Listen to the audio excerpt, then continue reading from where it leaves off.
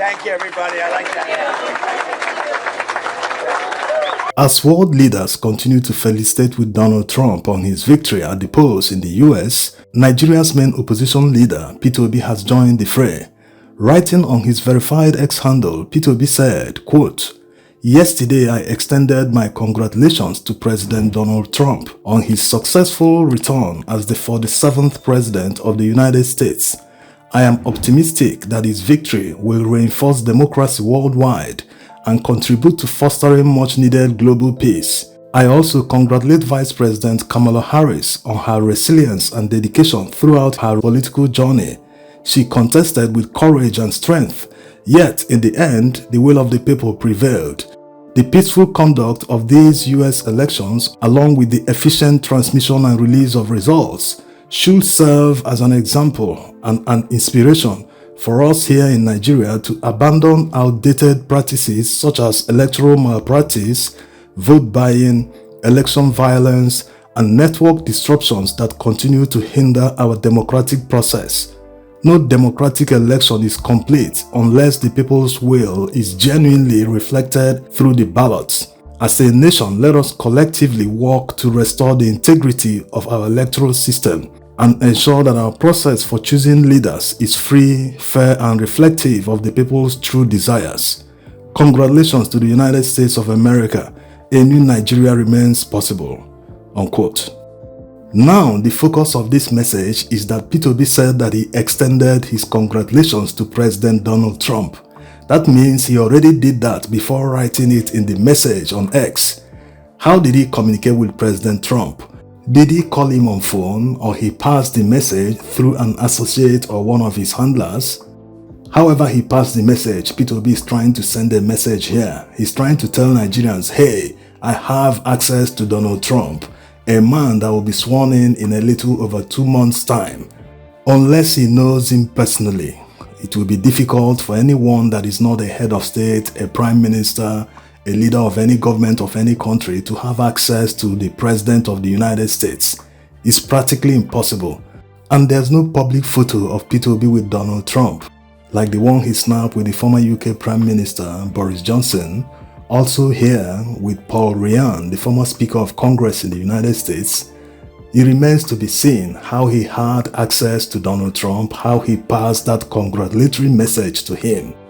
Anyway, another focus is in the other video where Tinubu compared Peter Obi to Donald Trump. Many people are missing the main message.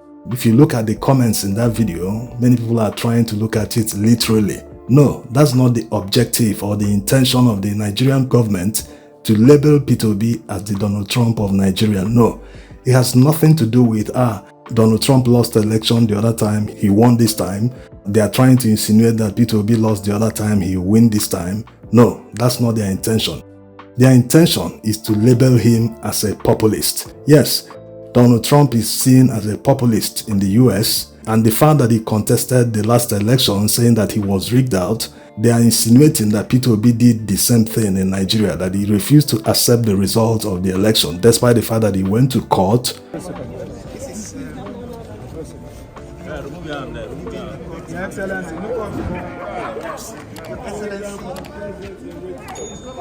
The court not only denied him the mandate, one of the lead justices openly mocked him in court on that day while delivering judgment, asking him and his party whether they expected the justices to go to the marketplace or anywhere in order to get the evidence needed to deliver judgment to their favor.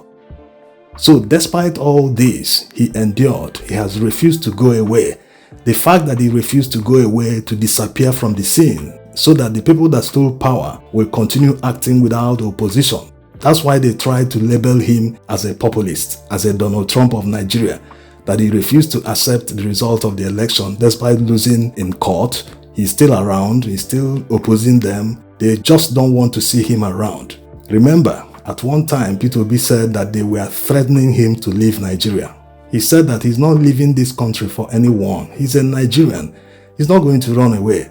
This is a man, a dollar millionaire who can afford to live anywhere in the world. So the fact that he's still in Nigeria playing the role of the main opposition doesn't mean he hasn't moved on from what happened last year, the electoral heist and the judicial coup. He has moved on. After all, he addresses Tinubu as the president. He addresses Shettima as the vice president. Unlike Trump, who maintains the election was rigged, that's why he didn't attend the handover ceremony to President Joe Biden. So the only thing you can say that Peter Obi and Donald Trump have in common is passing the right message to the electorate. If you look at the way Peter Obi won the presidential election of last year, yes, he maintains he won that election, that he got more than 10 million votes.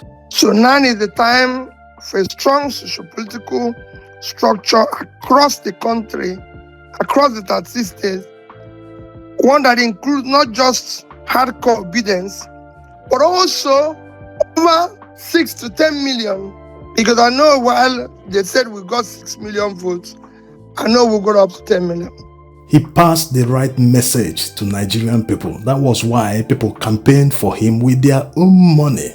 Many of the people that campaigned and spent their own money for him have never met him face to face. Yes, he's been doing a thank you tour around Nigeria, the US, Europe. These are places where people contributed financially. Some people in diaspora traveled home to Nigeria in order to vote and work for him. He went around and thanked them for their support, expecting that they will support him again if he decides to contest in the future. So that right message he passed to Nigerians, which convinced them to vote for him. Under 8 months, he decamped to a new party. He was able to bring that party to national limelight.